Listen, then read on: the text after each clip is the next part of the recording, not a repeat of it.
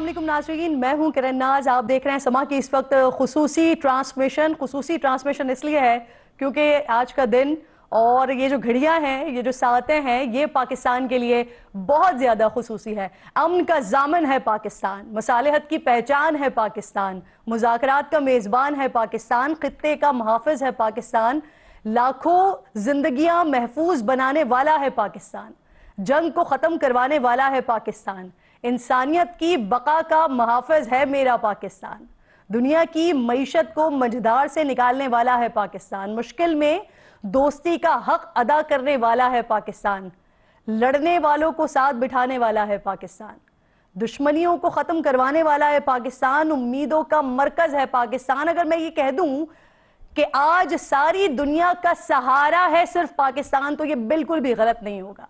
आज दुनिया की उम्मीदें, दुआएं, नजरें, सब कुछ पाकिस्तान पर है, हम पर है। इस्लामाबाद में मुज़ाकरात में शिरकत के लिए अमरीकी वफ्द रवाना हो चुका है अब से कुछ देर पहले, जिसकी क़यादत नाइब अमरीकी सदर जेडी वेंस कर रहे हैं।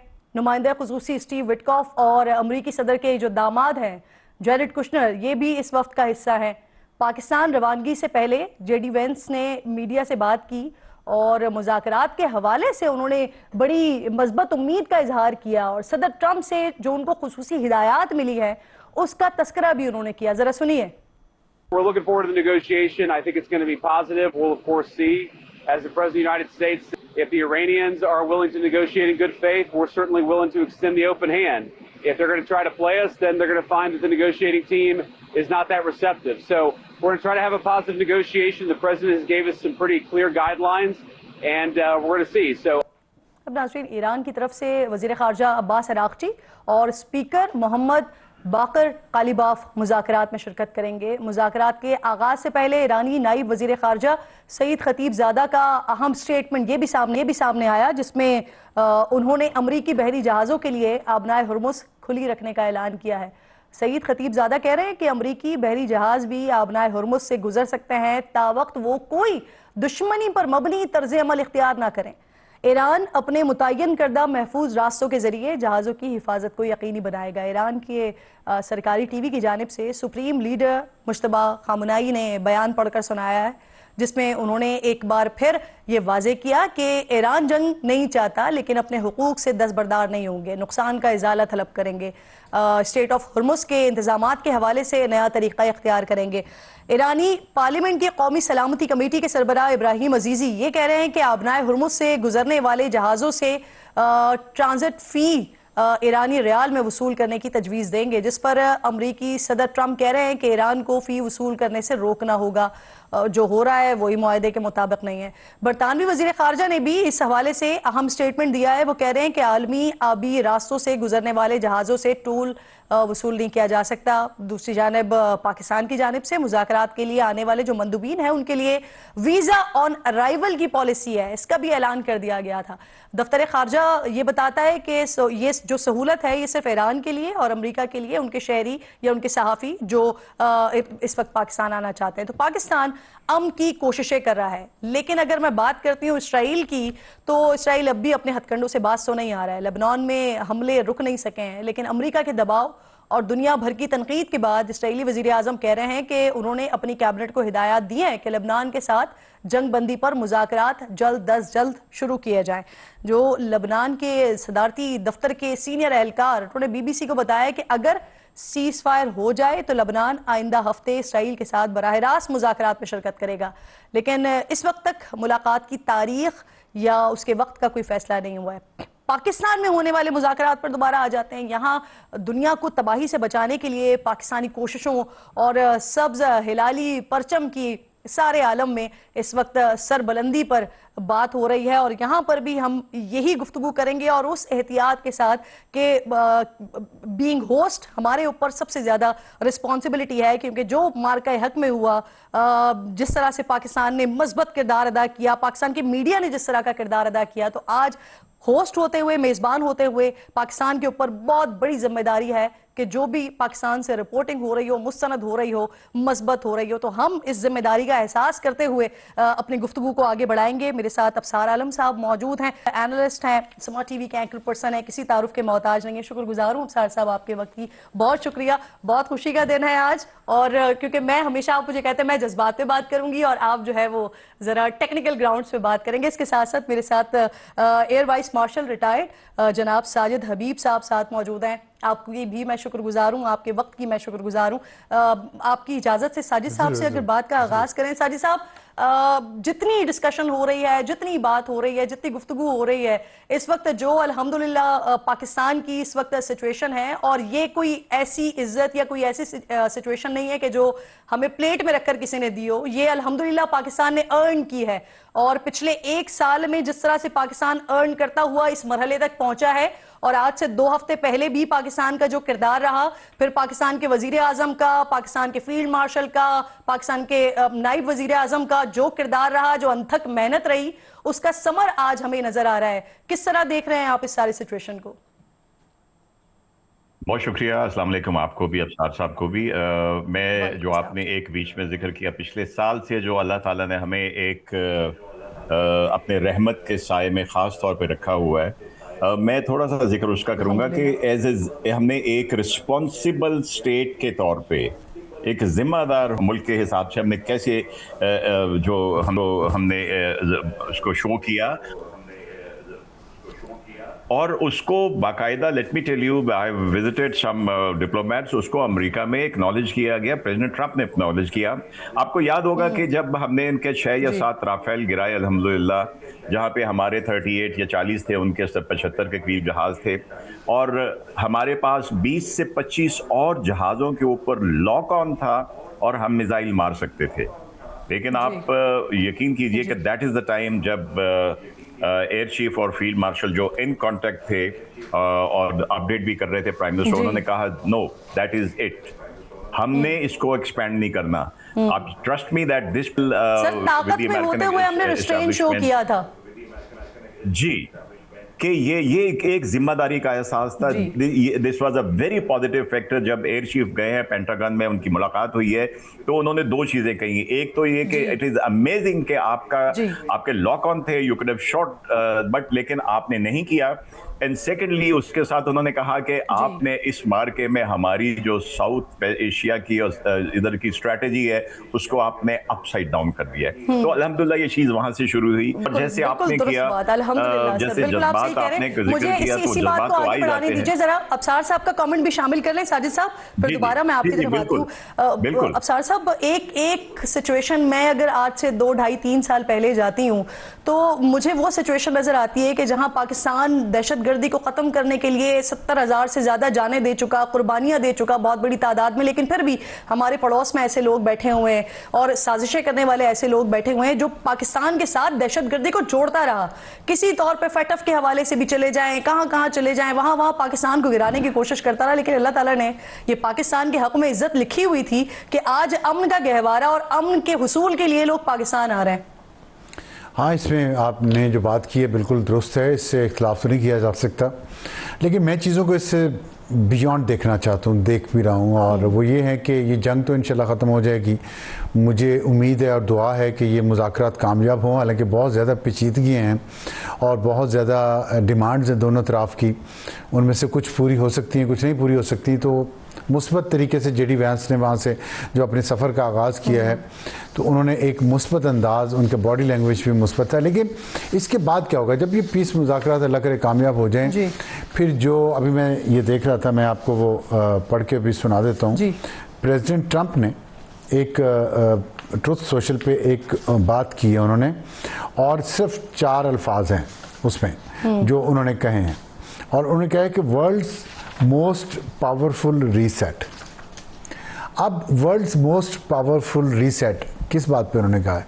यही जो कुछ इस्लामाबाद में कल होने जा रहा है, और अगर president of the United states ये बात कर रहा है तो फिर वाकई ये बहुत बड़ा रीसेट है। इस रीसेट के बाद पाकिस्तान ने अपने आप को कैसे पोजीशन करना है, कैसे प्लेस करना है, इसके लिए सबसे पहले तो हमारे अंदर ये सोच होनी चाहिए कि हमने पोजीशन करना है, क्योंकि अनफॉर्चुनेटली पिछले कई दहाइयों से हम इतना ब्रेन वॉश्ड हो चुके हैं, हम सेल्फ क्रिटिसिज्म इतना करते हैं, इतना अपने अंदर अपने खुद दुश्मन हैं, लड़ते हैं, टांगे खींचते हैं कि कुछ अच्छा भी हो रहा होता है तो हम सवाल कर रहे होते हैं कि इसके पीछे तो क्या है। हम ये सोच ही नहीं, हम बड़ी गेम सोचते नहीं, we don't dream big actually, this is the problem. मैं समझता हूँ we should dream big now.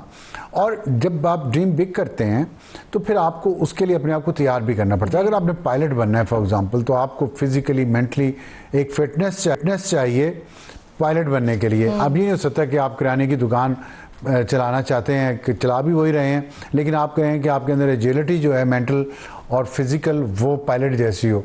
तो इसके लिए पाकिस्तानियों को अपने आप को तैयार करना, हमें अपना निज़ाम दुरुस्त करना, अपनी गवर्नेंस सबसे पहले और मईशत, ये दो चीज़ें दुरुस्त करना। और उसके साथ फिर और बहुत सारी जुड़ी चीज़ें हैं जिसमें हमारा तालीमी निज़ाम है, सेहत का निज़ाम है, हम पॉवर्टी से लोगों को निकालें, कौम की तरबियत करें, ताकि हम अगर बड़ा रोल को प्ले करने के लिए हमें अल्लाह ताला दे रहा है तो हम अपने आप को तैयार भी तो करें उसके लिए। बिल्कुल, आप तो उसके लिए हमारी कोई प्लानिंग, कोई बात, कोई सोच वो आनी चाहिए। खाली ये नहीं है कि आपने एक क्राइसिस है उसमें आपने अपना रोल प्ले किया और फिर जाके आप सो जाएं लस्सी पी के टाली की छांव के नीचे, ये ना करें। और हम ऐसे ही करते रहे हमेशा, ये ना करें। और इसको आगे लेकिन अफसार साहब ये भी तो देखें ना कि ये जो मंजर है, ये इस तरह की तारीख तो हमें कहीं नहीं मिली ना कि पाकिस्तान कहीं पर मीडिएशन का रोल, और ऐसी सिचुएशन में मीडिएशन का रोल प्ले करा है कि जहां पर सारे ममालिक जो है वो अपनी अपनी साइड देख रहे थे कि हम किस तरफ खड़े हों।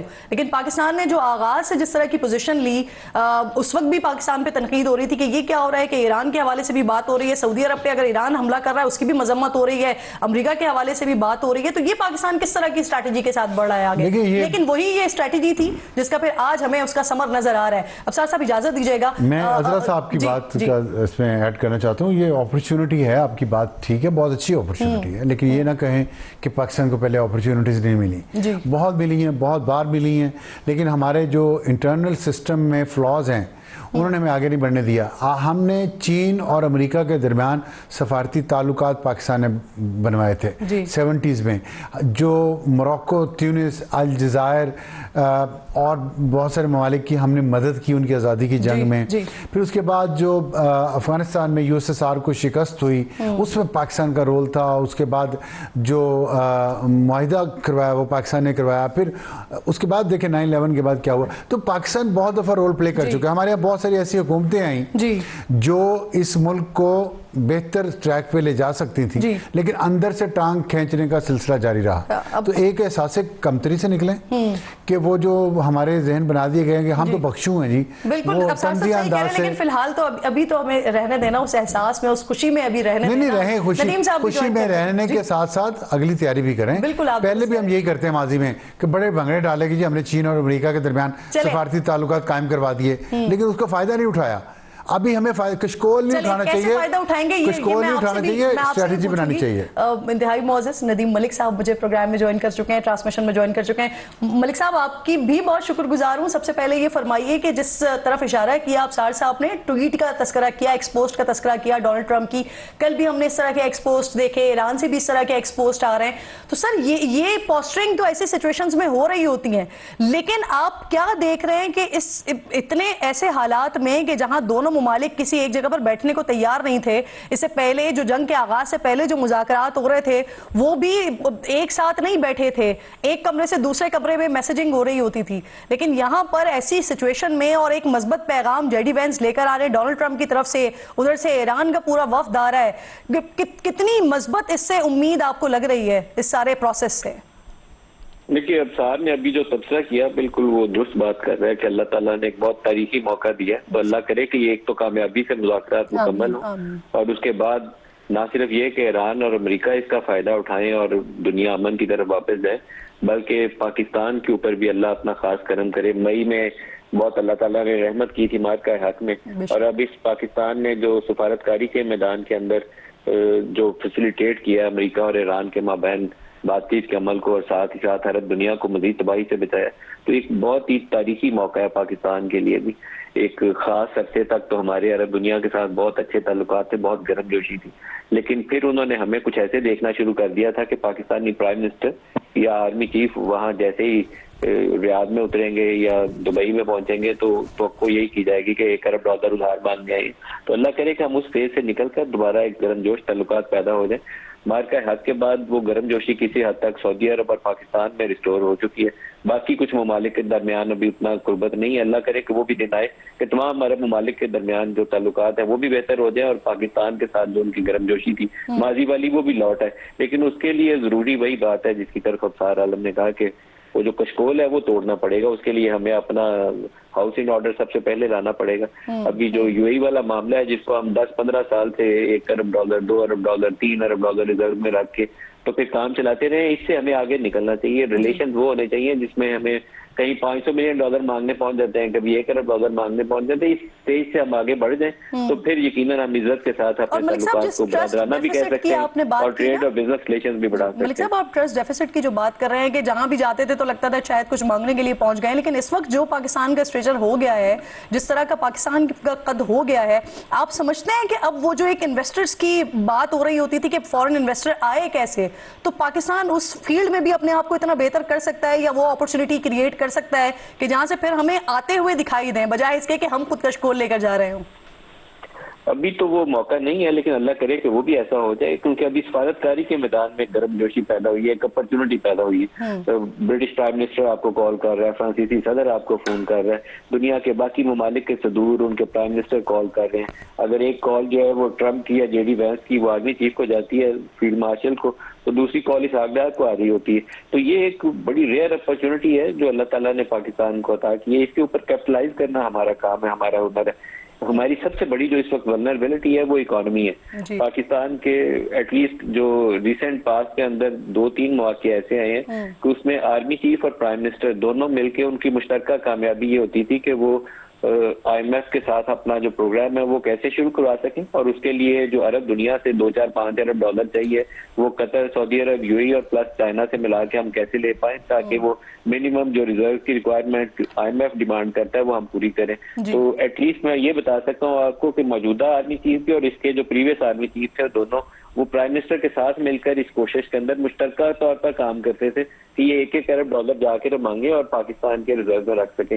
इस वल्नरेबिलिटी को ओवरकम करने के लिए कुछ हिकमत अमली होनी चाहिए। अगर आपके पास $20-25 अरब के रिजर्व अपने पड़े हों, उधार के ना मांगे हो, तो फिर आप इज्जत के साथ दुनिया में जाके तो ट्रेड और बिजनेस रिलेशन की बात कर सकते हैं। बिल्कुल ठीक, मलिक साहब ये बहुत इंपॉर्टेंट आपने बात की है। मैं अगर आप इजाजत दीजिए मैं इसी को ही आगे बढ़ाना चाह रही हूँ साजिद साहब की तरफ। साजिद साहब ये मलिक साहब बहुत इंपॉर्टेंट बात कर रहे थे, अब अफसार साहब ने भी इसी तरफ तवज्जो दी, इसी तरफ ही उन्होंने बात की कि जो सिफारती मामलात इस वक्त हैं उससे जो अपॉर्चुनिटी क्रिएट हो रही है पाकिस्तान को अपना रुख उस तरफ करना चाहिए। तो सर इसको हम कैसे इस अपॉर्चुनिटी में बदल सकते हैं और पाकिस्तान क्या माशी एतबार से भी कोई फायदा अपने लिए हासिल कर सकता है? क्योंकि दुनिया का अगर मैं देखती हूं तो एक तरफ हम अगर अमन की बात कर रहे हैं तो दूसरी तरफ हमने दुनिया की मईशत को भी तो बचा लिया है। ये जो आबनाए हुर्मुज की वजह से ब्लॉकेज आ रही थी, मईशत रुक रही थी और फिर उसके बाद खुदा ना खास्ता अगर ये मामला बढ़ रहा होता तो इस वक्त महंगाई और बाकी मामला कहां जा रहे होते। तो ये भी पाकिस्तान ने बचाया, हम अपने लिए क्या कर सकते हैं? बहुत अच्छा आपने कहा कि पाकिस्तान ने दुनिया की मईशत को बचा लिया, और अब मैं नदीम साहब से, अफसार साहब से मुकम्मल इत्तेफाक करता हूं कि जब दुनिया की मईशत को बचा लिया है तो अब अपनी मईशत को बना लेना चाहिए। देखिए, मेरे नज़दीक एक सिंपल सा लिटमस टेस्ट है।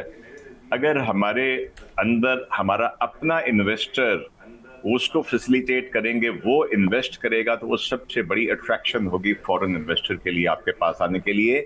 इंटरनल स्टेबिलिटी के बाद सेफ्टी, सिक्योरिटी, इंटरनल स्टेबिलिटी, और वो भी तब होगा जब हमारा अपना इन्वेस्टर सिक्योर फील करेगा। उसकी वन विंडो के पीछे वो मिरर की तरह 50 विंडोज नहीं होंगी, एक ही विंडो होगी जहां पे उसको इन्वेस्टमेंट फ्रेंडली बनाया जाएगा। वरना क्या वजह थी कि यहाँ से छोड़ के लोग बांग्लादेश चले गए, जिसको हम हमेशा बचपन में सुनहरी रेशा उसकी कहते थे, वहां पे सारी कॉटन इंडस्ट्री चली गई। दुनिया भर में चीन के बाद दूसरे नंबर पे कॉटन के जो कपड़े सिले सिलाई एक्सपोर्ट करने वाला है मुल्क, वो इस वक्त बांग्लादेश है। ये पाकिस्तान को होना चाहिए था। तो मैं पूरी तरह इत्तेफाक करता हूँ। देखिए, हमने एक्सटर्नल फ्रंट के ऊपर साबित किया, जैसे अबशार साहब ने भी तारीख याद दिलाई कि मोरक्को है, अलजायर है, यूनिस है, इन कंट्रीज को जिस तरह हमने हेल्प की, इट वाज अमेजिंग। कि वो कॉलोनीज थे यूरोप की, फ्रांस की, इन मुल्कों की, और वहां पे हमने हेल्प किया। फिर चाइना, हमने वो जो कैसेंजर के ऑपरेशन की आप जरा पढ़ें उसकी डिटेल, तो अमेजिंग। तो पोटेंशियल है। पोटेंशियल ये भी इंडिकेट करता है कि हमने मकरूज होते हुए हमने एटम बम भी बना लिया। और सर तारीख भी ऐसी ही है हमारी, अल्हम्दुलिल्लाह आज़ादी के फौरन बाद अगले साल ही हमने एक ऐसे मुल्क को जो आज कामयाबी के झंडे गाड़ता है उसको हमने कर्ज दिया था, और आज हम इस सिचुएशन पे हैं कि हम IMF की इक़्तिसाद का इंतजार कर रहे होते हैं। आप दोनों मैं सिंपली कहूंगा कि आपके जज्बात और इनके मशवरे को मिला के अगर इसी जज्बात के साथ जी ठीक ठीक बिल्कुल साजिद साहब, हम दोबारा आते हैं, ब्रेक ले रहे हैं छोटा सा, मुझे ब्रेक के बाद वापस आते हैं और इसी को कंटिन्यू करेंगे, साथ रहिए।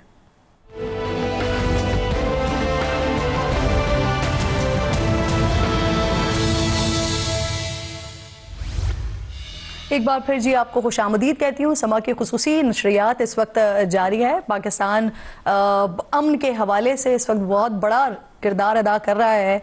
मेहमान इस वक्त मुसलसल पाकिस्तान आ रहे हैं, और जो खुसूसी मेहमान हैं जो इस सारे प्रोसेस का जो हिस्सा हैं वो भी निकल चुके हैं, वो भी पाकिस्तान पहुंच जाएंगे, और फिर उसके बाद इस अमन प्रोसेस का आगाज़ होगा। इसी सिलसिले में यहाँ पर बात हो रही है, और इसी डिस्क्लेमर के साथ कि हमारी अपनी पूरी की कोशिश ये होगी कि मज़बूत और मोतबर ख़बरें और तज्ज़िये भी यहाँ पर वो मोतबर और मज़बूत किए जाएँ, क्योंकि बीइंग होस्ट हमारे ऊपर रिस्पॉन्सिबिलिटी, जिम्मेदारी ज़्यादा है, और ये जिम्मेदारी हमने पहले भी पूरी की है और इस बार भी इंशाअल्लाह पूरी करेंगे। अब सार साहब, आपने एक डोनाल्ड ट्रंप का जो एक्स पोस्ट अभी जिसका हवाला दिया, जो आपने रीड किया, एक तो आप उसको ट्रुथ सोशल पे जी, तो अब उसको एक तो आप किस तरह से देख रहे हैं, दूसरा ये कि जेडी वेंस पर भी बात कीजिएगा कि हमने ये देखा कि इसके ऊपर बड़ा स्पेकुलेशन बहुत ज्यादा होती रही, आ रहे हैं नहीं आ रहे, आ रहे हैं नहीं आ रहे, और फिर उसके बाद वो पाकिस्तान आ रहे हैं, और उनका किरदार जो हमने जब इस जंग के आगाज से हमने देखा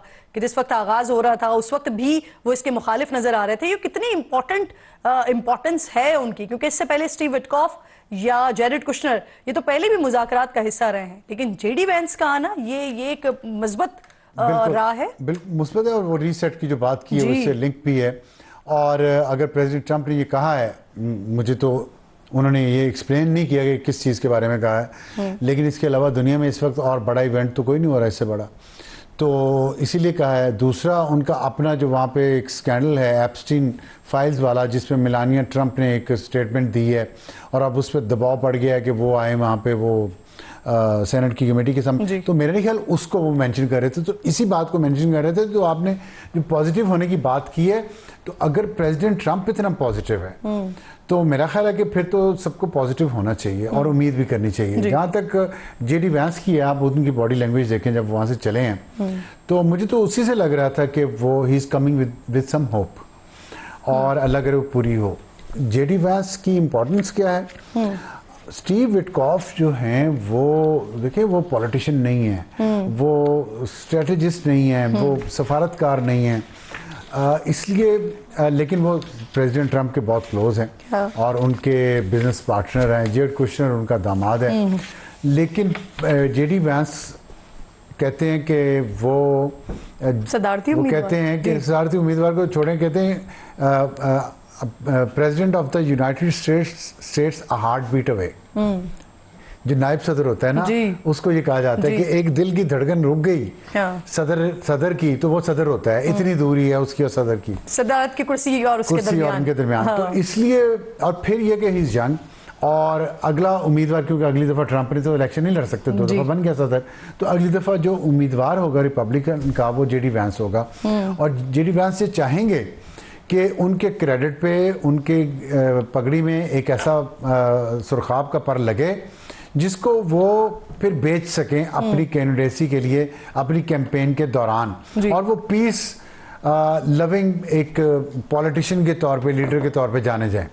तो इसलिए पहले भी उन्होंने मुखालफत की, वो थोड़ा डिस्टेंस पे भी प्रेसिडेंट ट्रंप से हो रहे हैं, क्योंकि दूसरा साल है, दूसरा साल ये खत्म होगा, तीसरा शुरू होगा, तो कैंपेन शुरू हो जाएगी अगले प्रेसिडेंट की। तो इसलिए उन्हें पहले पोजीशन करना है अपने आप को, और उसमें मैनूवर वो कितना कर पाते हैं, अंदर अमेरिकी सियासत में उनका कितना होल्ड है, वो जो अभी निगोसिएशंस होंगी उसका नतीजा निकलेगा, उसमें पता चलेगा। क्योंकि जैसे मैंने पहले कहा कि सबको सब कुछ नहीं मिल सकता, दोनों तरफ को, तो कहाँ कहीं ना कहीं कॉमन ग्राउंड्स निकालने पड़ेंगे और वो जरूरी भी है। जाहिर है यही तो नहीं हो सकता कि जी एक फातेह है और एक मफ्तू है, ऐसा मुमकिन भी नहीं है और शायद ऐसा हो भी ना पाए।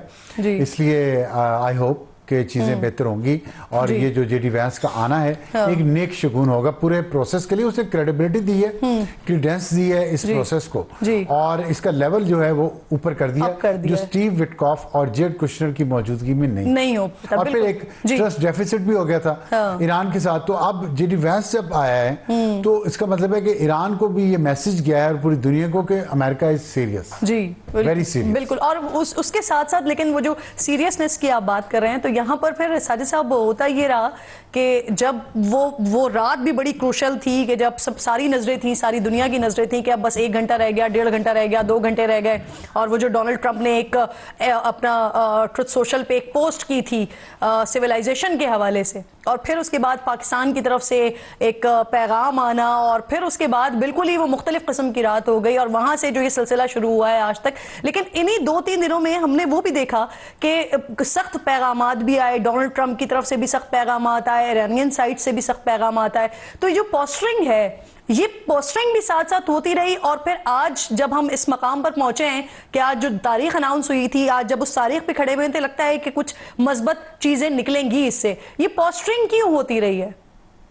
देखिए, जो स्टेटमेंट इस किसी भी कॉन्फ्लिक्ट में, ये तो बहुत ही सीवियर कॉन्फ्लिक्ट था जिसमें एक तरफ इजराइल और अमेरिका थी और दूसरी तरफ ईरान था, जिसको कैपिचुलेट करना और जिसको एनाइलेट करना और दुनिया के नक्शे से हटाने की बातें हो रही थी, सिविलाइजेशन को खत्म करने की बातें हो रही थी। लेकिन बैकडोर जो डिप्लोमेसी थी वो कंटिन्यूसली चल रही थी। ये बहुत बड़ा क्रेडिट डेफिनेटली पाकिस्तान का है और हमारे दोनों प्राइम मिनिस्टर और फील्ड मार्शल का है और उनकी टीम का है। ये तीसरे साथ भी वहां मौजूद थे जिन्होंने शायद जेडी वेंस के आने में बड़ा पॉजिटिव रोल अदा किया है। तो ये चीजें चल रही थी। जो सामने रेटरिक होता है वो उस वक्त तक कूल डाउन नहीं होता जब तक पीछे कोई बात ना बन जाए। तो लेट्स टेक इट नॉर्मल। जहां तक अभी नदीम साहब ने कल जिक्र किया था ट्रंप की स्टेटमेंट का, देखिए पहली बात है कि ट्रंप की स्टेटमेंट को ट्रंप के अलावा कोई सही इंटरप्रेट नहीं कर सकता। पॉजिटिव अगर आप देखें तो मेरे मेरे हिसाब से he is like a three pin socket. Negative current भी आ रहा होता है, अभी पॉजिटिव, फिर कभी कभी न्यूट्रल भी आ जाता है। तो इसलिए उसको तो सिर्फ वो इंटरप्रेट कर सकते हैं। लेकिन इसमें जो आई थिंक पाकिस्तान ने खास तौर पे आखिरी लम्हात में जब ईरान के ऊपर स्ट्राइक हुई इजराइल की तरफ से बहुत हैवी और रिटेलिएट करके उन्होंने सऊदी अरब के, I think that was the moment जिसको पाकिस्तान ने, मैं सही अगर मैं कहूं कि वो मोमेंट थी जिसको पाकिस्तान ने जो मैनेज किया है, ये उसकी वजह से है कि इस वक्त हम बैठे हुए हैं। पहले वेंस नहीं आना था, फिर वेंस आ रहा है और शुक्र है कि वो हॉक्स लाइक हो, जो उनके पीछे एग्जिट है वो लोग नहीं आ रहे और दूसरे नहीं आ रहे। और सर यहाँ पर क्रेडिट सऊदी अरब को भी जाता है कि ऐसी सारी सिचुएशन में सऊदी अरब ने भी बड़ा रेस्ट्रेन का मुजाहिरा किया। बहुत बड़ा क्रेडिट उनको भी जाता है। और इस वक्त स्टूडियो में ज्वाइन कर चुकी हैं मुझे, मैं ट्रांसमिशन की इनको बैकबोन कहूँ या हमारी नुमाइंदा खुसूसी सुमेरा खान हमें ज्वाइन कर चुकी हैं। Thank you so much Sumaira. और आप एक वो जर्नलिस्ट, वो रिपोर्टर हैं जो इन चीज़ों की संजीदगी को इस नौयत पर एहसास करते हुए रिपोर्टिंग कर रही होती हैं कि जिसकी ज़रूरत है इस वक्त, कि आप इस चीज़ को अंडरस्टैंड करती हैं कि हम मेज़बानी कर रहे हैं तो मेज़बान का क्या फ़र्ज़ होता है। तो आप जितना बता सकेंगी मैं उतना चाहूंगी कि वो मेरे नाज़रीन तक पहुंचाइए। क्या है इस वक्त अपडेट, क्या हो रहा है? निकल चुका है वहां से काफिला, यहाँ पर पहुंचना है और फिर आगाज होना है चीजों का। बिल्कुल ऐसे ही किरण। और मैरीलैंड पोर्ट से अभी जेडी वैंस जो है नायब सदर हैं अमेरिका के, और मेरा ख्याल है कि इतना नाम इस वक्त दुनिया में इनका बज रहा है, इतना प्रेसिडेंट ट्रंप की कैंपेन में प्रेसिडेंट ट्रंप का नाम जो है नहीं पढ़ा, सुना और देखा गया। नाराज ना हो जाए इस बात पे। आई होप कि होंगे भी। ही नोज कि उनका जो ग्राफ है एकदम से मकबूलियत का, and there is a reason for that and I give him credit.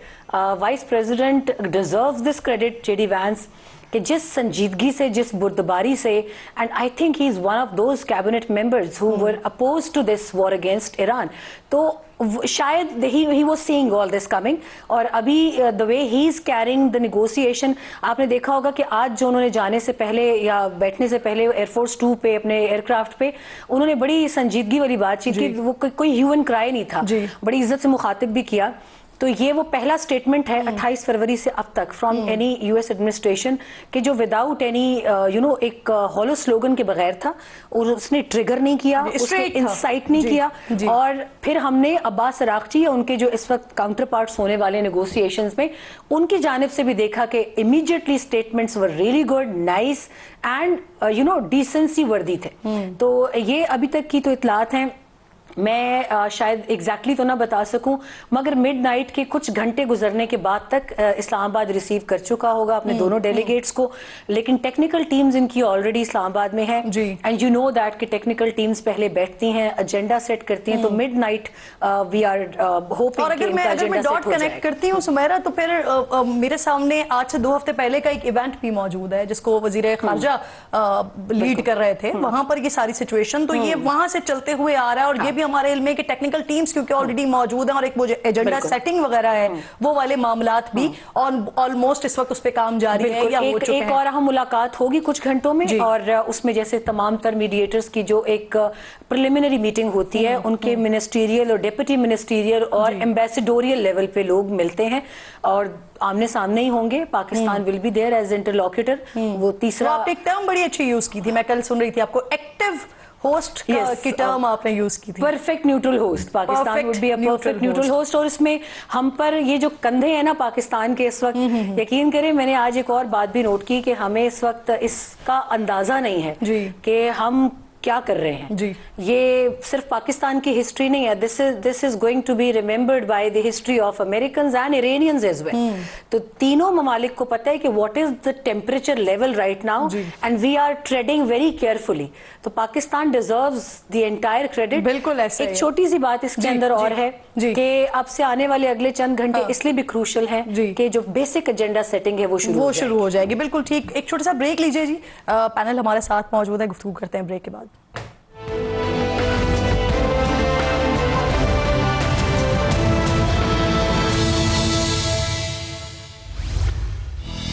एक बार फिर जी आपको अमन के मरकज यानी इस्लामाबाद के स्टूडियो में खुशामदीद कहते हैं। ट्रांसमिशन हमारी जारी है। साजिद साहब, लास्ट इस हिस्से के कुछ मिनट्स रह गए हैं, तो मैं ज़रा इंडिया के हवाले से भी आपसे बात करना चाह रही थी।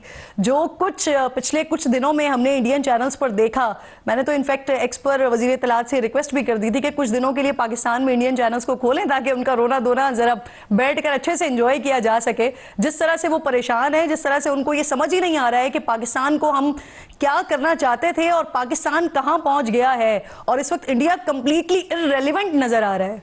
जी वो बिल्कुल। आप देखें ना कि जो उनको पिछले फिर हम मई में पहुंच जाते हैं, जो वहां से उनको हजीमत उठाना पड़ी है, उसके बाद लेकिन ना हमाकतें भी एक से एक बढ़ के की।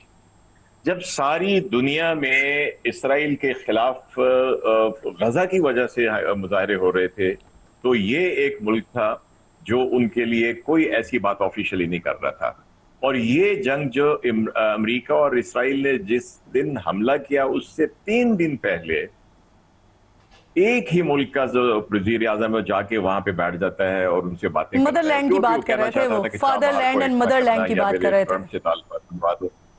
जी, तो वो मोदी थे, वो मदरलैंड और फादरलैंड, तो मदरलैंड का हमने हशर कर दिया था, फादरलैंड का उनकी अपनी स्ट्रेटेजी ने कर दिया। तो मैं अभी भी कहता हूं कि इनकी जो हिमाकतें हैं, अब उनके अंदर से भी आवाजें उठने शुरू हो गई। शशि थरूर ने भी आज कहा है कि मैं इसको अप्रिशिएट किए बगैर नहीं कह सकता। एक और उनके एनालिस्ट है, उन्होंने कहा मैंने जिंदगी में सोचा नहीं था मैं पाकिस्तान की तारीफ करूंगा। तो आई थिंक इससे ही सबक लेते हुए अगर भारत भी इन चीजों को मुज़ाकरात के जरिए बैठ के बात करके रिजॉल्व करने की कोशिश करे, तो मेरा ख्याल है इससे बेहतर क्या चीज हो सकती है कि हमारा इस सारी सिचुएशन में जो इंडिया की फॉरेन पॉलिसी है उसके ऊपर सवालात उठाए जा रहे हैं। उस पर नरेंद्र मोदी से पूछा जा रहा है कि क्या किया है आपने, कि पाकिस्तान कहां चला गया अपनी खारजा पॉलिसी के साथ और हम कहां बैठे हुए हैं, कि हम इररिलेवेंट हो गए। बिल्कुल पॉलिसी नजर ही नहीं आ रही है। खारजा पॉलिसी तो उनकी 1 साल में उनकी कहीं दफन हो गई है, नजर ही नहीं आ रही है। कोई उनकी स्टैंडिंग नहीं है, वो मिलिटरीली हो, वो डिप्लोमेटिक लेवल के हो, ग्लोबल डिप्लोमेसी। बिल्कुल आप दुरुस्त करें। Thank you so much Sajid साहब, आप हमारे साथ हिस्सा रहे इस ट्रांसमिशन का, और वक्तन फवक्तन हम दोबारा आपको तंग करते रहेंगे। नाजरीन हमारे साथ ही मौजूद हैं, एक छोटा सा ब्रेक लीजिए, पैनल साथ है, ब्रेक के बाद वापस आते हैं, हेडलाइन ब्रेक के बाद वापस आते हैं।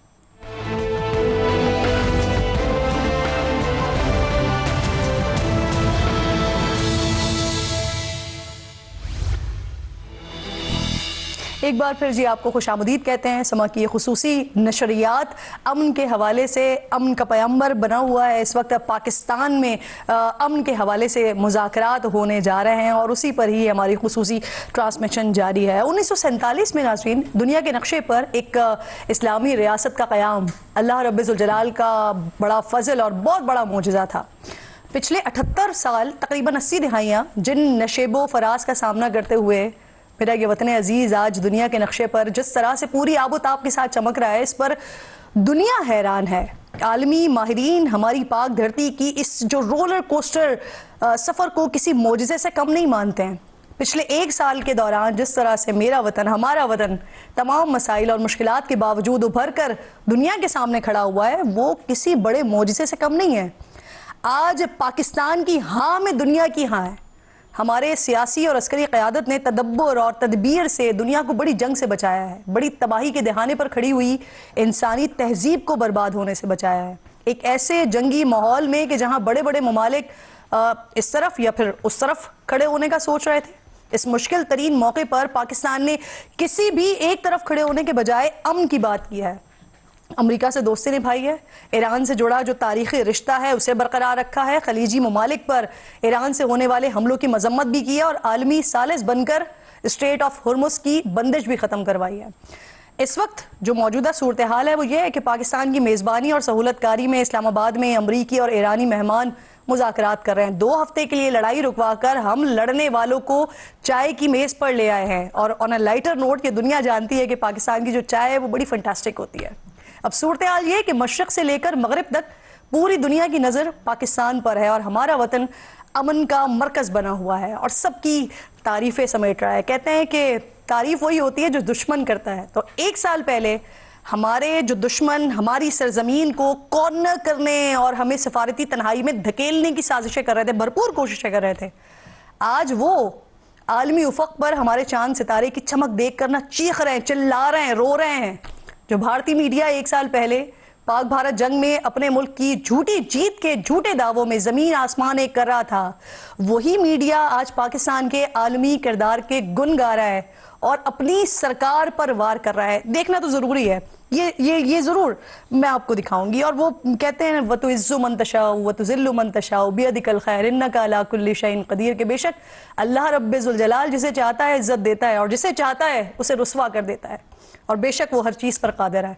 तो पिछले साल यही पाकिस्तान था जिसके खिलाफ हमारे यही पड़ोसी साजिशें बुन रहे थे, लेकिन फिर मई में दुनिया ने वो मोजज़ा देखा कि अपने से कई गुना बड़ी फौज को इसी पाक धरती की पाक फौज ने शिकस्त की। वो धूल चटाई कि अल्लाह अल्लाह आज तक साजिशी जो पड़ोसी हैं वो तड़प रहे हैं। एक तरफ से शिकस्त खाकर फिर उसी पड़ोसी ने दूसरी जानिब से हमारे दूसरे पड़ोसी को भी हमारे खिलाफ उकसाया और हम जिन्हें अपना दोस्त और भाई मानकर चल रहे थे वो नादान दोस्त साबित हुए। लेकिन सरहद के उस पार की तरह इस पार भी फिर हमारे खाकी वर्दी वालों ने दुश्मनों की तरह जो नादान दोस्तों को भी बराबर सबक सिखाया है। ये भी तो एक मौजिज़ा ही है ना कि एक तरफ माशी मसाइल से जुड़े हुए हैं, ईरान जंग से भी मुतासर होती हुई मईशत को संभालने के साथ साथ IMF से भी अरबों डॉलर कर्ज की बातचीत हो रही थी और दूसरी तरफ देरीना दोस्त मुत्तहिदा अरब इमारात का $3.5 अरब डॉलर का कर्जा वापस। ये मौजिज़ा नहीं है तो फिर और क्या है? दुनिया जंग के दहाने पर खड़ी हुई है, किसी बड़ी तबाही के खौफ की मुंतज़िर खड़ी हुई है और पाकिस्तान दुनिया के इस डर को अपनी सालिसी से दूर करने के साथ साथ अपने शहरियों को पाकिस्तान सुपर लीग की शक्ल में खेल की बेहतरीन एंटरटेनमेंट फराहम कर रहा है, जो शायद इन्हीं मौजिज़ाती सफ़ात और खूबियों की वजह से मुफ़क्किर पाकिस्तान अल्लामा इकबाल रहमतुल्लाह अलैह ने कहा था कि नहीं है ना उम्मीद इकबाल अपनी कश्ते वीरा से, ज़रा नम हो तो ये मिट्टी बड़ी ज़रखेज़ है साक़ी। और इसी मिट्टी की जब बात हो रही है, जो इस दौरान मुझे डॉक्टर जमील अहमद खान साहब साबिक़ सफ़ीर हैं, मेरे इंतहाई मौज़िज़ मेहमान हैं, ज्वाइन कर चुके हैं। जौहर सलीम साहब मौज़िज़ मेहमान हैं, मेरे साबिक़ सफ़ीर हैं, फॉरेन सेक्रेटरी रहे हैं गल्फ़ कंट्रीज़ और यूरोप। अब आप बेहतर तरीके से जानते हैं, उस हवाले से हम आपसे पूछेंगे। बहुत शुक्रिया, आप भी साथ मौजूद हैं। डॉक्टर कमर चीमा साहब माहिर हैं आलमी उमूर के, मुझे ज्वाइन कर चुके हैं। और जब हमने इस ट्रांसमिशन का आगाज़ किया था, जौहर साहब आपसे बात का आगाज़ करते हैं, तो मैंने एक डिस्क्लेमर आगाज़ में दे दिया था कि सार साहब हमेशा मुझे कहते हैं आप ज़रा जज्बाती हो जाती हैं, तो मैंने इनसे कहा था कि मैं जज्बाती बातें करूंगी, आप टेक्निकल ग्राउंड्स पे बात कीजिएगा। तो अब आप भी मौजूद हैं, जमील साहब भी मौजूद हैं, कमर साहब भी मौजूद हैं, तो टेक्निकल ग्राउंड्स पे भी अल्हम्दुलिल्लाह ये वही फतूहात हैं कि जो फिर पाकिस्तानी अवाम के जज्बात के तौर पर, मेरे जज्बात के तौर पर निकलते हैं। बताइए कैसे देख रहे हैं आप इस सारी सिचुएशन को, और यहाँ तक पहुँचने में पहले भी यही सवाल था मेरा और आज भी सवाल भी है और यही जवाब भी है कि ये पोजीशन पाकिस्तान को प्लेट में रख के किसी ने नहीं दे दी है, ये हमने अर्न की है और ये पूरा सफ़र है कि हम यहाँ पर पहुँचे हैं। बिल्कुल। अब क्योंकि आपने कहा कि टेक्निकल ग्राउंड्स पे ही करूं, तो और मेरे तो वैसे भी ज़ाहिर है असूल भी है जी।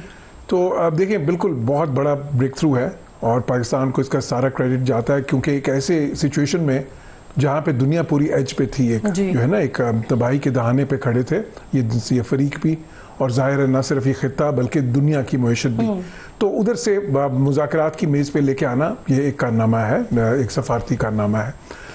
लेकिन साथ ही साथ हमें ये भी याद रखना है कि देखिए पाकिस्तान इज़ अ फैसिलिटेटर जो है ना इस सारे मामले में।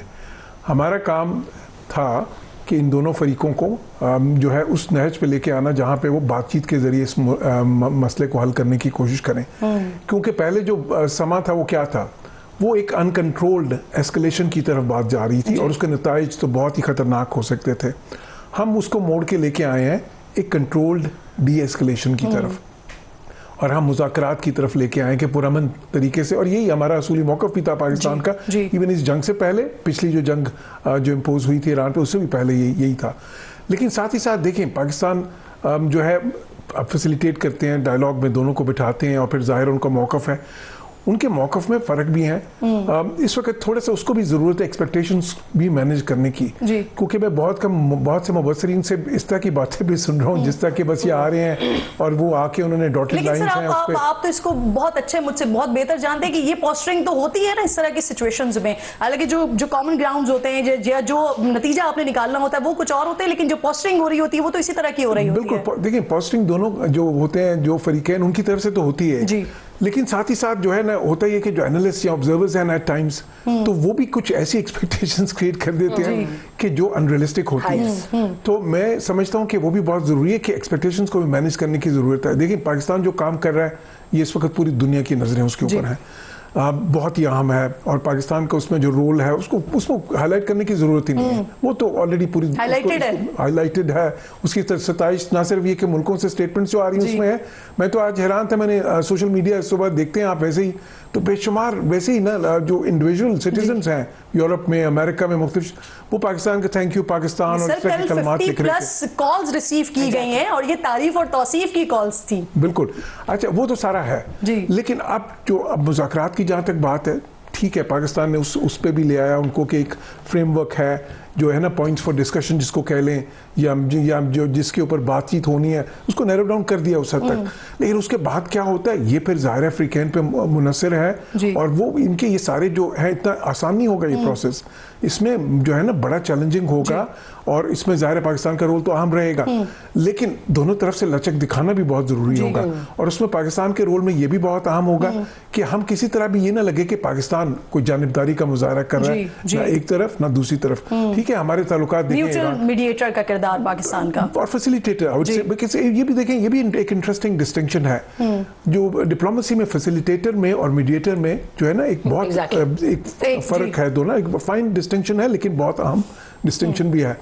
तो हम इस वक्त जो मैं समझता हूँ इसको, हम फैसिलिटेटर्स हैं, फैसिलिटेटर्स टू अ डायलॉग, और अ डायलॉग जिसने के एक रोड मैप भी दिया है, एक टेबल पे लेकर आ गए, और एक टेबल पे भी लेके आ गए। बिल्कुल ठीक। तो वो जो मैंने कहा ना, वो चीज बहुत आम है कि कंट्रोल्ड डी एस्केलेशन, और फिर किसी उनको अंडरस्टैंडिंग की तरफ बिल्कुल ठीक। सऊदी वजीर खारजा भी है यहाँ पर, दीगर मंदूबीन, दीगर मेहमान वो भी आ रहे हैं। जमील साहब, बात को आपकी तरफ लेकर आऊंगी सर, कि इस वक्त हम जो पीस के लिए बेसिकली काम कर रहे हैं, एक वो वक्त के पाकिस्तान को दहशतगर्दी से जोड़ा जा रहा होता था, और आज पाकिस्तान ने वो राह निकाली है कि जहां पर जिस वक्त हम देख रहे थे कि कोई भी मुल्क कोई एक साइड लेने के लिए तैयार नहीं था, कुछ के अपने मफादात थे, कुछ के अमेरिका के साथ मामलात थे, कुछ के इसराइल के साथ मामलात थे, कुछ ईरान की साइड पे देख रहे थे, लेकिन कोई एक ऐसा मुल्क, वो शायद वाहिद पाकिस्तान था। और आज सिचुएशन ये है कि इरानियंस सबसे ज्यादा पाकिस्तान के ऊपर इस बात पर बिलीव करते हैं कि यहाँ पर वो सबसे ज्यादा महफूज हैं, और इसीलिए उनके लिए ये बेस्ट प्लेस है कि यहाँ पर आके बैठा जाए, यहाँ पर आके बात की जाए। और ये वही मुल्क है कि जिसके बारे में हमारे जो नेबर्स हैं, जो हमारे दुश्मन नेबर्स हैं, वो ये प्रोपेगेंडा करते रहे, फैलाते रहे, एक नैरेटिव बनाते रहे कि पाकिस्तान अब अमन का गहवारा नहीं है, ये पाकिस्तान दहशतगर्दी के साथ पाकिस्तान को नत्थी करते रहे हैं? जी, पहले तो मधु करने पर मशकूर किरण साहबा, और आपके जिस जज्बात के साथ आपने आज अपना बयानिया पेश किया है वो भी काबिल सताइश है। लेकिन आपकी बात पे मैं थोड़ा सा तबसरा करते हुए उसको दो हिस्सों में जरा अगर मैं डिवाइड कर लूं और 2-2 मिनट उस पर ले लूं तो उस पर जरा ज्यादा आपके नाजरीन की तशनगी भी नहीं रहेगी। और पहली बात तो ये है कि पहले हिस्से में कि हम यहाँ तक जो सफर हमने तय किया, यानी कि जब के सुबह जब सूरज तुलू होगा उसकी किरणें निकलेंगी तो उस किरणों में से पूरी दुनिया की नजर उन किरणों पर होगी और वो उसपे क्या उसके खदोखाल होते हैं कल पूरे दिन में, उस पे पूरी दुनिया की नजरें होंगी। और यहाँ तक लाना ही बजाते खुद एक बहुत बड़ा मरहला था और पाकिस्तान ने यकीनन इस पर जो तकोदी की है, जो सफरकारी की है, जो ट्रेडिशनल डिप्लोमेसी की एक अनमोल नमूना पेश किया है, वो यकीनन इस वक्त जो दौरे हाजिर में आपको उसकी मिसाल नहीं मिलेगी। यही वजह है कि एक मातम पड़ा हुआ है हमारे पड़ोसी मुल्क में, लेकिन हम उसको बाद में डिस्कस करते हैं। आज उससे बहुत बड़ी बड़ी बातें हमारे सामने हैं। असल दरअसल हुआ क्या, ये हम सारों को पता है कि जो धमकी दी थी दुनिया के सबसे बड़े मजबूत तरीन सदर ने, सबसे बड़ी मजबूत तरीन फौज के, जिसका सबसे बड़ा दुनिया का बजट है, उसने जो एक वार्निंग दी थी और उसमें अभी 1.5-2 घंटे रहते थे कि पाकिस्तान दुनिया की तमाम टेलीविजन की स्क्रीन की जीनत बनने लगा, तमाम अखबारों की फ्रंट लाइन आ गई अचानक। वो इसलिए कि एक तहजीब को फना करने के लिए कह दिया गया था और तहजीब को फना करने का मतलब ये हुआ कि जंग अजीम दोयम के बाद तो कभी किसी ने ऐसी कोई बात नहीं की थी कि जाके एक सबसे बड़ा और सबसे ताकतवर सदर, सबसे ताकतवर मुल्क का, तो इस पे मॉडलिंग की हुई है साइंसदानों ने। कोलोराडो के साइंसदान हैं ब्रायन टून, एक और दूसरे साइंसदान हैं जेमी नाइजल, तो उन्होंने इस पे मॉडलिंग की हुई है कि अगर खुदा ना खास्ता इतना बड़ा शख्स भारी भरकम शख्स ये बात करता है, अगर वो कर बैठता तो उन्होंने मॉडलिंग की हुई है कि पूरी दुनिया का किस तरीके से नुकसान उसमें होना था। इस बात को मैं इधर छोड़ता हूं और आगे कहेंगी तो मैं इसको मजीद एक्सपेंड कर दूंगा।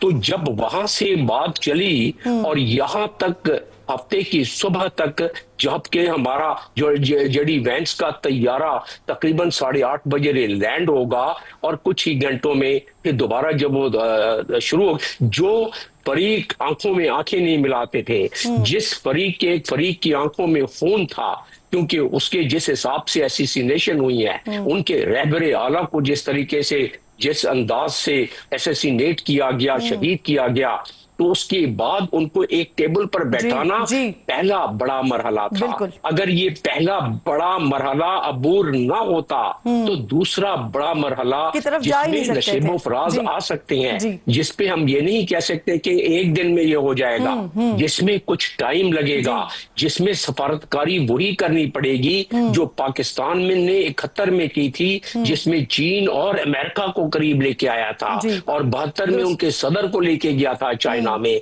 उसी तरह करनी पड़ेगी जिस तरह के हम जेनीवा अकॉर्ड में हमने किया, उसी तरह करनी पड़ेगी जिस तरह हमने दोहा अकॉर्ड में किया। तो हमारे तो डीएनए में है, हमारे फॉरेन ऑफिस के डीएनए में ये बात जो ये हो रहा है ये है तो रिजल्ट ओरिएंटेड, लेकिन ये आपकी बात सही है कि ये ऐसा नहीं है कि ये बस चुटकी बजी और हो गया, कि मामलात एक प्रोसेस होगा और ये प्रोसेस चलेगा। जमील साहब आपकी तरफ आती हैं दोबारा। कमर साहब अगर मुझे इजाजत दीजिए सिर्फ एक खबर की जरा मैं कंफर्मेशन ले लूं सुमेरा से, फिर मैं आपकी तरफ आपकी एनालिसिस के लिए आती हूँ। सुमेरा, क्या अब जो अमेरिकन डेलीगेशन है या ईरानियन डेलीगेशन है, इनके अलावा दीगर जो गल्फ कंट्रीज हैं या दीगर कंट्रीज के भी डेलीगेशन या कुछ अहम ऑफिशियल्स आ रहे हैं पाकिस्तान? किरण, इसमें हम टेक्निकल प्रिपरेशंस के लिए तो कह सकते हैं कि we can like consult them, advisory इसके अंदर बल्कि जौहर साहब बैठे हैं। इस तरह के मामलात में अक्सर आप अपने जो करीबी एक क्लोजेट मेंबर्स होते हैं उनके साथ मुशावरत जरूर होती है, but it doesn't warrant for their presence in the room as you know the third mediator military power और एनीथिंग, लेकिन इसके अंदर ये हरगिज नहीं है कि दूसरे ममालिक के वज़राए खारजा, अभी तक ऐसी कोई इतलात नहीं है, ना किसी और किसी एग्जीक्यूटिव ऑफ द गवर्नमेंट की इतला है। अभी तक जो टेबल पर बैठने वाले लोग हैं वो दो हैं, यानी दोनों ममालिक जिनके माबैन ये इंटरमीडिएट का रोल पाकिस्तान प्ले करेगा, अमेरिका और ईरान। और third, you know, once again I'll call ourselves as a perfect neutral host. We are hosts, we are the mediators, or as Johar Saab said that we are facilitating. So they are on the table, there are two nations. बिल्कुल ठीक। कमर साहब, पिछले एक साल के दौरान जिस तरह से जो पाकिस्तान का किरदार रहा, जो रोल रहा, आज भी जब मैं मुख्तलिफ टीवी चैनल्स देख रही हूँ, इंटरनेशनल चैनल्स देख रही हूँ, तो वहाँ पर भी जब पाकिस्तान का तस्करा हो रहा है तो मई के साथ बात हो रही है कि मई में पाकिस्तान ने क्या किया और फिर उसके बाद किस तरह का पाकिस्तान का किरदार रहा और आज पाकिस्तान का क्या किरदार है। तो ये सारा का सारा जो क्रेडिट है, ये जो विजडम है सारा का सारा, ये हमारी सियासी और अस्करी क़यादत, उनका विजडम है जिसने आज हमें यहाँ तक पहुँचाया। और आज हम इस दिन पर बैठकर ये बात कर रहे हैं कि पाकिस्तान दो ऐसे कंट्रीज, जैसे जमील साहब के अगर मैं लफ्ज उनसे लूं, जो वो कह रहे थे कि आंखों में खून था और अब वो टेबल पर बैठे हुए होंगे आमने सामने, तो ये विजडम हमारी सियासी और अस्करी क़यादत की है जिसने हमें यहाँ तक पहुँचाया आज। जी बहुत शुक्रिया, अस्सलाम वालेकुम टू ऑल। देखिए, बात सिंपल सी है कि पिछले 20-25 साल से पाकिस्तान का रेफरेंस पॉइंट क्या था? अफगानिस्तान जी। क्योंकि इंटरनेशनल कम्युनिटी ने अफगानिस्तान में इंटरेस्ट थे तो हमें बस उसी लेंथ से देखा गया। अब देखें, हमने पिछले साल, जैसे आप जिक्र कर रही थी, पिछले साल आपकी मिलिट्री लीडरशिप और पॉलिटिकल लीडरशिप की एक स्ट्रेटेजिक क्लैरिटी थी कि हमने क्या करना है।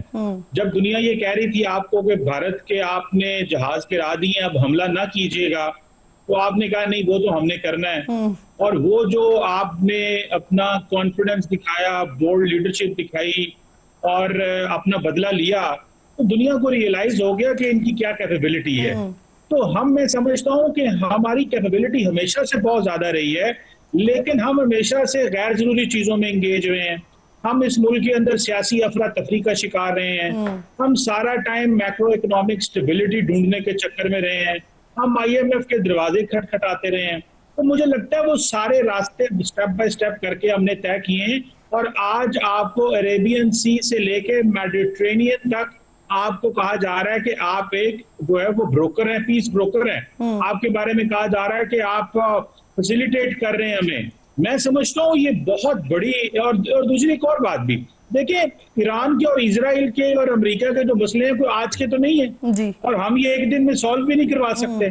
ये 40-50 साल की एक ये आइडियोलॉजिकल डिफरेंसेस है। ये स्टेप बाय स्टेप ही जाएंगे। हम तो फैसिलिटेट करेंगे कि हाँ भाई, कहाँ पे क्या क्या चीजें हो सकती हैं। मुझे लगता है कि पाकिस्तान ने अपनी क्रेडिबिलिटी दिखाई है, पाकिस्तान ने अपनी पोटेंशियल दिखाई है और पाकिस्तान, अब दुनिया आपके बारे में इंप्रेशन अपडेट कर रही है जी। ये जो कल से आपको गुजराए आजम और गुजराए खारजा खून आ रहे हैं, इसका मतलब ये है कि उन मुल्कों के अंदर पाकिस्तान के बारे में ओपिनियन चेंज हुई है। हमारा मसला जो है बड़ा, वो कोई ये नहीं है कि हमने कर्जा कितने देने हैं। हमारा मसला ये है कि दुनिया हमारे बारे में सोच क्या रही थी और उस सोच को चेंज करना है। तो मैं समझता हूँ वो चेंज कर सके हैं हम। आज हम उस पोजीशन पे हैं कमर साहब कि हम उस सोच को चेंज कर सके हैं। अफसार साहब, क्योंकि आपने बात का आगाज यहीं से किया था कि इस तरफ तो हम कामयाबियां समेट रहे हैं, लेकिन हमें अब अपनी डायरेक्शन को सेट करना होगा। तो क्या आज हम वहां पर खड़े हुए हैं कि यहाँ से अब हम अपनी डायरेक्शन को किसी सही डायरेक्शन की तरफ या किसी सही रास्ते की तरफ लेकर चल रहे हैं? खड़े तो हैं हम, लेकिन लेके जा सकते हैं, नहीं जा सकते, इसका जवाब तो वक्त देगा। मैं इसलिए बार बार इसको फ्लैग कर रहा हूँ क्योंकि मेरी उम्र आपसे ज़्यादा है मेरे ख्याल में। तो मैं बहुत दफ़ा मैं बहुत दफ़ा इस घंटाघर पे पहुँच चुका हूँ और फिर घंटाघर पे पहुँच के वापस फिर हमें कहीं और जाना पड़ता है। तो इसलिए मैं तो बार बार ये कहूँगा, सोते जाते ये कहूँगा और फ्लैग करूँगा इसको। और इसकी देखें, 2 पॉइंट्स आपने अभी पहले भी कहे थे कि सफारतकारी हमारी इतनी अच्छी हो गई है तो इन्वेस्टमेंट आ जाएगी। इन्वेस्टमेंट ऐसे नहीं आएगी। इन्वेस्टमेंट के लिए इन्वेस्टमेंट का माहौल पैदा करना पड़ेगा, हमें अपनी पॉलिसीज़ ठीक करनी पड़ेगी, हमें अपनी गवर्नेंस ठीक करनी पड़ेगी। हमारे यहाँ हर बंदा छुरी लेके बैठा होता है जो सरकार में बैठा है कि जो भी इन्वेस्टर आए मैं उसका गोश्त काट लूँ, मर्चेंट ऑफ वीनस की तरह। ये चीज़ें नहीं चलेंगी अगर आपने इसको गवादर को आपने दुबई से बेहतर बनाना है तो। दूसरा ये कि ये जो माहौल है ना ऊपर नीचे जाना, आपने कहा इस वक्त पाकिस्तान की गुड्डी बहुत चढ़ी हुई है जी।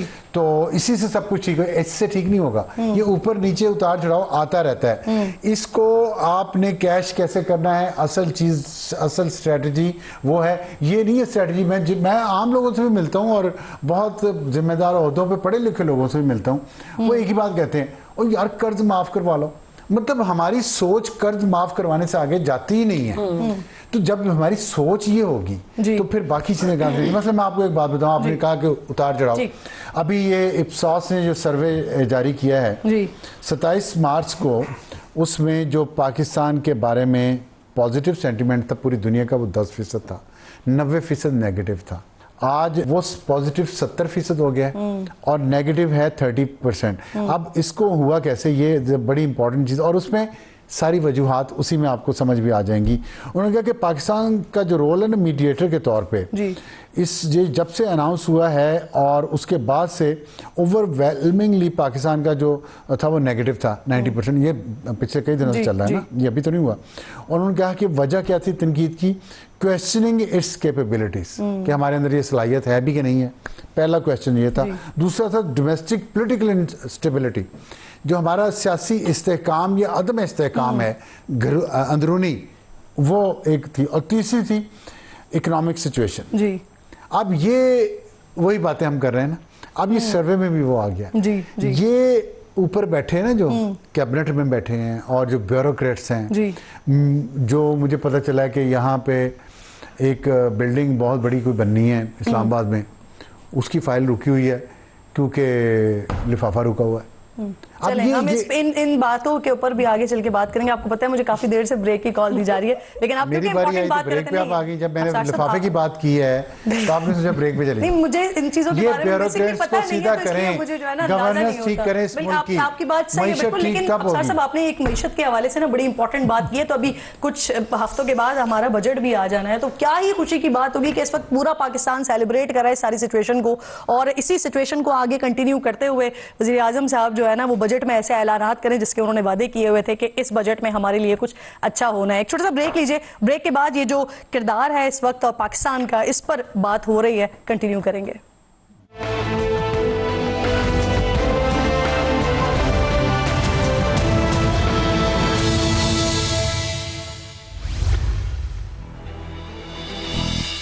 एक बार फिर जी आपको खुशामदीद कहते हैं। हमारी खुसूसी नशरियात इस वक्त जारी है, यहाँ पर डिस्कस हो रहा है पाकिस्तान के किरदार के हवाले से, और दुनिया भर में पाकिस्तान के किरदार को जिस तरह से डिस्कस किया जा रहा है उसकी बात हो रही है। और साथ साथ ये भी कि अब हम यहाँ पर जिस मकाम पर हम खड़े हुए हैं उसके बाद अब कल जो मामलात शुरू होने हैं वो कहाँ तक जाते हुए दिखाई दे रहे हैं। और यकीनन क्योंकि जिस तरह से आगाज़ हुआ है और जहाँ तक पहुँचे हैं और जिस तरह से ये एस्केलेशन में पॉज आया है 2 हफ्ते का, तो इससे बड़ी मजबूत राहें हमवार हुई हैं कि मजीद आगे जो है वो अच्छे की उम्मीद और अच्छी ही खबरें हमें मिलेंगी इंशाअल्लाह। जौहर साहब, हम ब्रेक से पहले इंडिया के हवाले से तस्करा कर रहे थे, सिफारती तन्हाई की उनकी हम बात कर रहे थे कि पिछले 1-1.5 साल में हमने देखा कि एड़ी चोटी का जोर इंडिया की तरफ से लगाया गया। उन्होंने भी बड़ी कोशिशें की, शशि थरूर और उनका पूरा ग्रुप जा रहा था मुख्तलिफ ममालिक में, यहाँ से बिलावल साहब अपना पूरा एक डेलीगेशन लेकर जा रहे थे, लेकिन पाकिस्तान की जिस तरह से न सिर्फ पजीराई हुई बल्कि पाकिस्तान के मौक़िफ़ को तस्लीम किया गया। और उस वक्त जो पाकिस्तान के हवाले से मुख्तलिफ अखबारात में हेडलाइंस थी, और आज भी फिर उसी तरह का माहौल है कि कल परसों आज जिस तरह से पाकिस्तान के हवाले से हेडलाइंस है, पाकिस्तान के हवाले से जिस तरह से बात की जा रही है। और इसी के साथ एक जुमला ये भी ऐड कर दूं कि यहाँ पाकिस्तान के अंदर जो ये हेडलाइंस के हवाले से बात है, संजीदगी का ये आलम है कि यहाँ पर जो हाई ऑफिशियल्स हैं वो ये सोचते हैं कि हमें हेडलाइंस की परवाह नहीं है। हमारे लिए सबसे ज़्यादा इंपॉर्टेंट ये है कि जो प्रोसेस यहाँ पर हो रहा है वो प्रोसेस बड़े तदब्बुर के साथ आगे बढ़े। ये बड़ी इंपॉर्टेंट चीज़ है।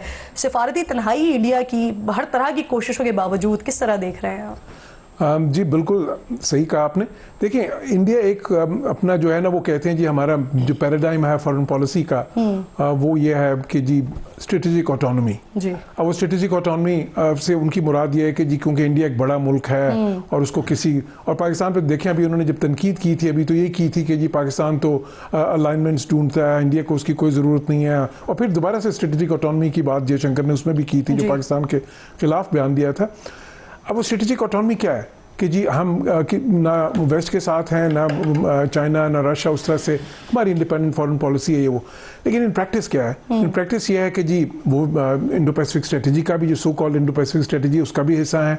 उधर उनको ये कहते हैं कि जी हम तो आपके वफादार हैं, आपकी खातिर चाइना को कंटेन करेंगे, उस पॉलिसी का हिस्सा हैं। फिर चाइना के पास जाते हैं, जैसा मोदी गया था लास्ट, और उनको जाके कहा कि देखें हम तो साउथ के पार्टनर हैं, हम तो जी सबसे बड़े ट्रेड पार्टनर्स भी हैं इस रीजन में, और आपके साथ तो हमारी बिल्कुल जो है ना you know as developing countries का जो है, और आगे हम ब्रिक्स में भी पार्टनर हैं, एससीओ में भी हैं, उनके साथ इस तरह की बातें। और फिर एस्केलेशन से पहले वो इसराइल पे जाके खड़े हो गए। फिर उसके बाद देखें रशिया को कहते हैं कि जी आपके तो हम 70 साल से, दहाइयों से आपके साथ, तो हमारी जो पार्टनरशिप है स्ट्रेटेजी को किसी के साथ भी नहीं है, और उनसे भी वो फायदे तो करते ये थे कि फायदे हर जगह से लेने। और उसके बाद फिर देखिए अरबों को भी, जैसे मैंने कहा कि एक पॉलिसी बनाई 15-20 साल की पॉलिसी के जी हमने गल्फ के नज़दीक जाना है, गल्फ कंट्री, एक स्पेशल रिलेशनशिप बनाना है, और फिर उसके बाद जाके इसराइल की गोद में। और फिर देखिए कोई असूली मौक़िफ़ नहीं है ना। 50 साल से वो फ़लस्तीनी जो है ना ये 2 स्टेट सोल्यूशन की हमायत करते थे इंडिया, और फ़लस्तीनी जो उनके हकूक़ हैं उसके बारे में भी बोलते थे। अचानक कलाबाजी खा के तो इस तरह किया जिस तरह के वो जो है ना नेतन्याहू के पास जाके ऐसे बयानात दे दिए कि पूरी दुनिया हैरान थी। फिर देखें ईरान के साथ उन्होंने 30-40 साल की ऐसी बहुत सी ब्रिजेस बनाई, ये शो किया कि बहुत ही ज़्यादा हमारा एक जो है ना स्ट्रेटेजिक पार्टनरशिप बन रही है। लेकिन जब वो उनकी जंग हुई पिछली बार, तो उसमें बहुत से शवाहिद हैं कि इन्होंने इजरायलीज़ के लिए काम किया वहाँ पे, जैसे इंटेलिजेंस उनको प्रोवाइड की।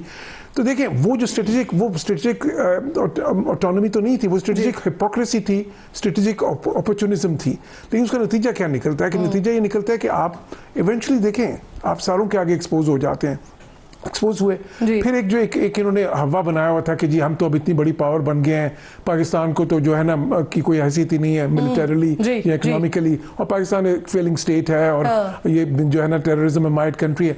अच्छा वो बयानिया भी जो है ना वो अपने नैरेटिव को बनाने में अपनी पोजीशन को इतना कमजोर कर लिया कि आज वो खुद ही इररिलेवेंट हो गया। बिल्कुल, तो वो खुद सिर्फ रो के और चीख के ये बताने की कोशिश करेंगे भाई हम भी हैं, हमें भी थोड़ा बहुत देख लें। लेकिन जो लास्ट पॉइंट है ना इस पे जो आपने कहा, आई थिंक वो हम है, वो ये कि देखिए पाकिस्तान की तरफ से जो सारा जब प्रोसेस ही चल रहा था, कोई मीडिया लीक्स नहीं हुए, यहाँ से कोई बड़ी स्टेटमेंट्स नहीं आई, बहुत ही जो है ना डाउन टू अर्थ और बड़ी सिंपल। अभी भी हम यही कह रहे हैं कि हम सिर्फ फैसिलिटेटर्स हैं, हम जो है ना मिला रहे हैं उनको, हम कोशिश कर रहे हैं, यू नो वो इंडिया की तरह नहीं कि जी बड़ी बड़ी जो है ना बातें, और वो जो है ना जहाँ पे उनका कोई रोल ही नहीं है वहाँ पे अपनी वो जो है ना ऐसी सर आजिज़ी का मुजाहिरा जो है ना वो पाकिस्तान की जानिब से, और हर चीज को हम जानिब अल्लाह हमारे एक्शंस जो है ना देखते हैं, तो फिर वो फिर मालिक की मदद उसके अंदर शामिल हो जाती है। जी बिल्कुल जमील साहब, जो एग्जैक्टली जिस तरह जो हम बात कर रहे हैं सर, यहाँ पर सिचुएशन ये बनी है कि भारत को अगर हम देखते हैं, अमेरिका तो पहले ही नाराज चल रहा था, यही जो मई वाला सारा वाकया था, जिस तरह से नरेंद्र मोदी खामोश रहे, उनके अपने मुल्क में भी इस पर सवालात होते रहे कि भाई डोनाल्ड ट्रंप आपको इतना कह रहे हैं, बार बार आकर बताते हैं, लेकिन फिर भी आप इस पर कोई बात ही नहीं कर रहे हैं।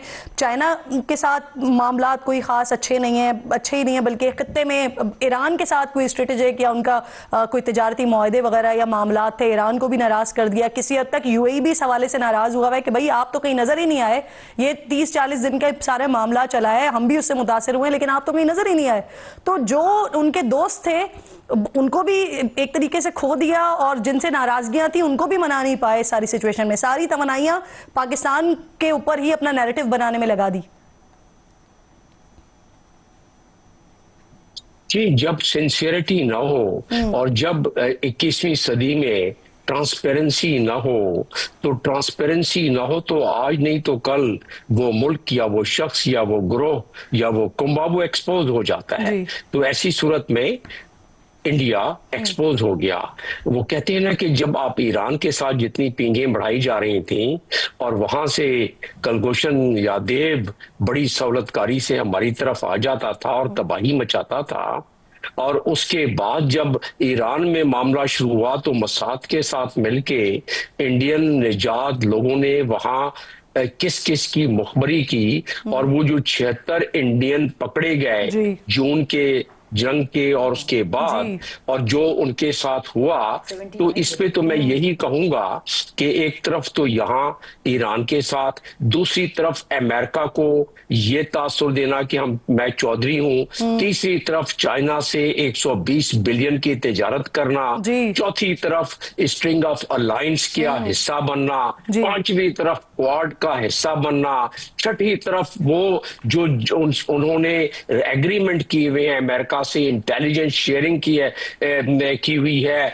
अपनी पोर्ट जो कि गुजरात का पोर्ट है लॉजिस्टिक के बहाने से अमेरिका को दी हुई है। तो इसमें तो मैं सिर्फ इतना कहूंगा कि किस कदर रूप है यारों के खौफ आता है, और सरे महखाना जुदा और सरे सरकार जुदा। जब ये फॉरेन पॉलिसी में आ जाए अय्यारी और मक्कारी, तो आज नहीं तो कल एक्सपोज हो जाए। पाकिस्तान का क्या हुआ? पाकिस्तान ने 26 अप्रैल को जो कहा नेशनल सिक्योरिटी कमेटी के दौरान, और 6 मई को जो कहा, उनमें से काफी पॉइंट्स हमारी फॉरेन पॉलिसी का एक हिस्सा बन गए और हमने वही किया। और ट्रांसपेरेंट, मुझे मुसलसल कॉल दी जा रही है, एक छोटे से ब्रेक लीजिए, ब्रेक के बाद वापस आइए। कमर साहब आपसे कंटिन्यू करेंगे।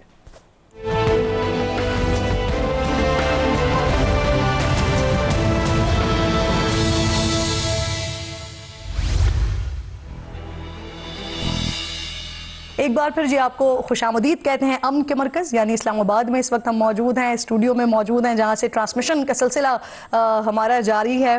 पाकिस्तान एक बहुत बड़ा किरदार अदा कर रहा है, इस वक्त फैसिलिटेट कर रहा है, अमन मुज़ाकरात को फैसिलिटेट कर रहा है, उस पर बात हो रही है। कमर चीमा साहब, सवाल आपकी तरफ लेकर आती हूँ, क्योंकि ब्रेक से पहले हम मीडिया के हवाले से बात कर रहे थे, तो वो अपने आप को खित्ते का चौधरी और नेट सिक्योरिटी प्रोवाइडर के तौर पर पेश कर रहा था, और उसके बाद आज सिचुएशन ये है कि उन्हें रो रो कर और चीख चीख कर बताना पड़ रहा है कि कोई हमारी तरफ भी हाय हेलो कर लें, क्योंकि बिल्कुल ही इररिलेवेंट हुए हैं ना वो इस वक्त।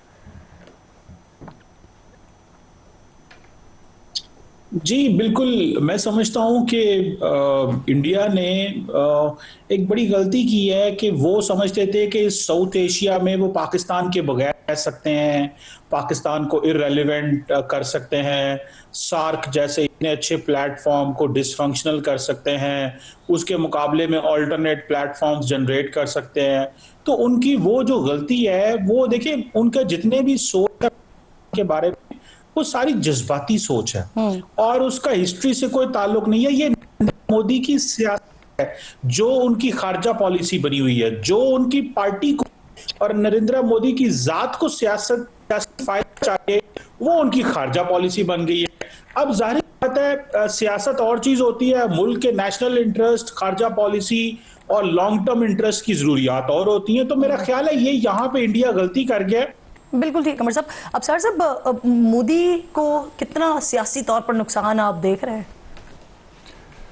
मोदी को नुकसान हुआ है। अभी आज ही कांग्रेस ने वहाँ पे इंडिया में कागजात पेश की है, पास की है, वर्किंग पार्टी उनकी जो कमेटी ने, और उसमें उन्होंने सख्त उनको तनकीद किया गया, और वो कह रहे हैं कि पाकिस्तान को हमने आइसोलेट किया हुआ था सक्सेसिव गवर्नमेंट्स ने जो इंडिया में आई हैं, लेकिन अब जो मोदी ने आके पाकिस्तान को एक ऐसा ओपन वो दिया है हैंड, तो इसमें मोदी का शुक्रिया तो पाकिस्तान अदा करता है कि मई की जंग अगर ना होती तो ना हम शायद इस हद तक पहुंच चुके होते। लेकिन मेरा ख्याल है कि इंडिया से ज़्यादा हमें inward look, we should look inward. और अभी जो कुछ हो रहा है इस्लामाबाद में, इस्लामाबाद टॉक्स जो बात हो रही है, उसमें पाकिस्तान ने जो रोल प्ले करना था कर चुका है। हमें इसे ही सस्टेन करना चाहिए, और अब हमें ये कोशिश नहीं करनी चाहिए कि हम स्पॉटलाइट में हम आए। स्पॉटलाइट में आप ईरान और अमेरिका को रखें, लेट देम डिसाइड, और उसके बाद जो चंद चढ़ेगा तो पूरी दुनिया देखेगी। और जब अल्लाह करे इसका पॉजिटिव आउटकम आए, सारी दुनिया खुद ब खुद पाकिस्तान की तारीफ करेगी। हमें अपना ढोल नहीं पीटना चाहिए। हमें फोकस करना है कि हम अपना इन्वायरमेंट, इन्वेस्टमेंट, फॉरेन इन्वेस्टमेंट के लिए कंड्यूसिव कैसे बनाएं, गवर्नेंस को बेहतर कैसे करें, और हमारी ताकि हमारी मईशत बेहतर हो, और हमें कशकोल पकड़ के इधर उधर जाना ना पड़े। वैसे जो आप बात कर रहे हैं, ये बात यही है, जौहर साहब के ढोल तो हम पीट नहीं रहे हैं, हमारा ढोल या हमारे जो तारीफ और तौसीफ हो रही है वो दुनिया कर रही है, तो हमें वाकई इसकी ज़रूरत नहीं है। बिल्कुल नहीं, बिल्कुल सही कहा आपने। लेकिन इस हद तक बिल्कुल अब्सार साहब की ये बात ठीक है कि देखिए, मैं उसको मुख्तलिफ पैराए में कहूँगा। मैं कहूँगा कि देखिए, हमारा चैलेंज असल में इस वक्त ये होगा, देखिए, अमन सलामती के लिए, दुनिया की, अपने खित्ते के लिए तो हम काम करते रहेंगे ना, वो तो हमारे अपने भी मुफाद में है। लेकिन हमारा असल चैलेंज ये होगा कि ये जो अपनी जियो स्ट्रेटेजिक हमारी जो प्रोमिनेंस है, इसको किस तरह से ट्रांसलेट करें इनटू इकोनॉमिक डिविडेंड्स।